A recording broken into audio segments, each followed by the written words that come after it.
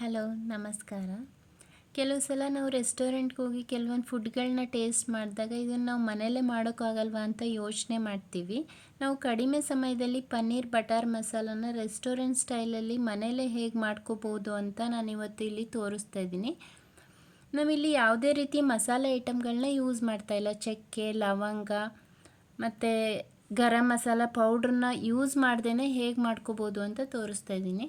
ಇಲ್ಲಿ ಒಂದು ಪ್ಯಾನ್ಗೆ ನಾನು ಸಣ್ಣ ಸಣ್ಣದಾಗಿ ಕಟ್ ಮಾಡಿದಂಥ ಪನ್ನೀರನ್ನ ಹಾಕೋತಾ ಇದ್ದೀನಿ. ಅದಕ್ಕೆ ಸ್ವಲ್ಪ ಅರಿಶಿಣ ಪುಡಿ, ಅಚ್ಕಾರದ ಪುಡಿ, ಧನಿಯಾ ಪುಡಿ, ಉಪ್ಪು ಮತ್ತು ಒಂದು ಸ್ವಲ್ಪ ತುಪ್ಪನ ಹಾಕೋತಾ ಇದ್ದೀನಿ.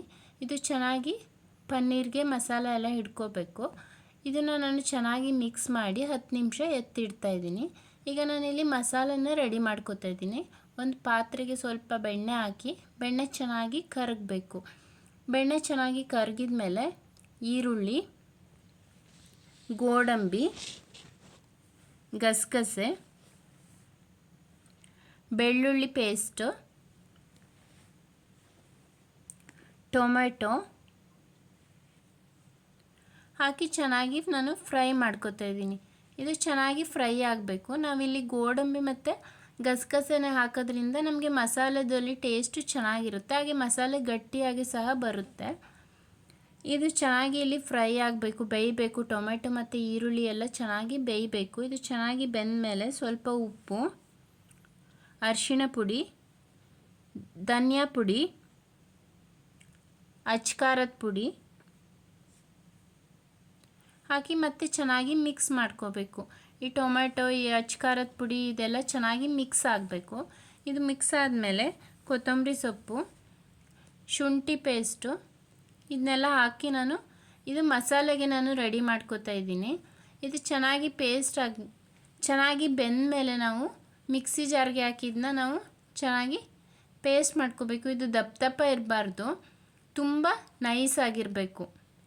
ಈಗ ನಾನಿಲ್ಲಿ ಒಂದು ಮಿಕ್ಸಿ ಜಾರ್ಗೆ ನಾನು ರೆಡಿ ಮಾಡಿ ಇಟ್ಕೊಂಡಿದ್ನಲ್ಲ, ಇಲ್ಲಿ ಟೊಮೆಟೊ, ಈರುಳ್ಳಿ ಎಲ್ಲ ಅದನ್ನೆಲ್ಲ ಹಾಕಿ ಗ್ರೈಂಡ್ ಮಾಡ್ಕೋತಾ ಇದ್ದೀನಿ. ಎಷ್ಟು ಬೇಕೋ ಅಷ್ಟು ನೀರನ್ನ ಹಾಕ್ಕೋಬೇಕು ನಾವು. ಅದು ಸಣ್ಣಾಗಿ ನೈಸ್ ಆಗೋವರೆಗೂ ಪೇಸ್ಟ್ ಮಾಡಿ ಇಟ್ಕೊಂಡಿದ್ದೀನಿ. ಮಸಾಲ ರೆಡಿಯಾಗಿದೆ. ಈಗ ಒಂದು ಪಾತ್ರೆಗೆ ನಾನು ಮತ್ತು ಸ್ವಲ್ಪ ಬೆಣ್ಣೆನ ಹಾಕಿ ಸಾಸಿವೆ ಮತ್ತು ಕರಿಬೇವು ಇದನ್ನು ಹಾಕ್ತಾಯಿದ್ದೀನಿ. ಈಗ ನಾನಲ್ಲಿ 10 ನಿಮಿಷ ಪನ್ನೀರನ್ನ ಮ್ಯಾಗ್ನೇಟ್ ಆಗೋಕ್ಕೆ ಇಟ್ಟಿದ್ದೆ. ಆ ಪನ್ನೀರನ್ನೂ ಸಹ ಹಾಕಿ ಇಲ್ಲಿ ಚೆನ್ನಾಗಿ ಫ್ರೈ ಮಾಡ್ಕೊತಿದ್ದೀನಿ. ಇದು ಇಲ್ಲಿ ಚೆನ್ನಾಗಿ ಫ್ರೈ ಆಗಬೇಕು. ಇದು ಚೆನ್ನಾಗಿ ಫ್ರೈ ಆಗಲಿಲ್ಲ, ನಾವು ಡೈರೆಕ್ಟಾಗಿ ಹಾಗೆ ಹಾಕ್ಬಿಟ್ವಿ ಅಂದರೆ ಆ ಪನ್ನೀರು ಪುಡಿ ಪುಡಿ ಆಗೋಂಥ ಚಾನ್ಸಸ್ ಇರುತ್ತೆ. ಅದಕ್ಕೇ ನಾವಿಲ್ಲಿ ಬೆಣ್ಣೆಯಲ್ಲಿ ಚೆನ್ನಾಗಿ ಪನ್ನೀರನ್ನ ಫ್ರೈ ಮಾಡಿಕೊಂಡ್ರೆ ಅದಲ್ಲಿ ಎಲ್ಲೂ ಸಹ ಪುಡಿ ಪುಡಿ ಆಗೋದಿಲ್ಲ. ಈಗ ನಾನಲ್ಲಿ ರೆಡಿ ಮಾಡಿ ಇಟ್ಕೊಂಡಿದ್ನಲ್ಲ, ಮಸಾಲ ಪೇಸ್ಟ್ ಮಾಡಿ ಇಟ್ಕೊಂಡಿದ್ನಲ್ಲ ಅದನ್ನು ಹಾಕಿ ಮತ್ತು ಅಲ್ಲಿ ಮಿಕ್ಸಿ ಜಾರಲ್ಲೂ ಸಹ ಮಸಾಲೆ ಎಲ್ಲ ಅಂಟ್ಕೊಂಡಿರುತ್ತೆ. ಅದಕ್ಕೆ ಸ್ವಲ್ಪ ನೀರನ್ನ ಹಾಕಿ ಅದನ್ನು ಸಹ ನಾನಿಲ್ಲಿ ಹಾಕಿ ಚೆನ್ನಾಗಿ ಕುದಿಸ್ಕೊತಾ ಇದ್ದೀನಿ. ಈ ಸ್ಟೇಜಲ್ಲಿ ನಾವು ಉಪ್ಪೇನಾದರೂ ಬೇಕಾ ಅಂತ ನೋಡಿ ಅಲ್ಲಿ ಉಪ್ಪನ್ನು ಸಹ ಹಾಕ್ಕೋಬೇಕು. ಈಗ ಇಲ್ಲಿ ಕುದೀತಾ ಇದೆ.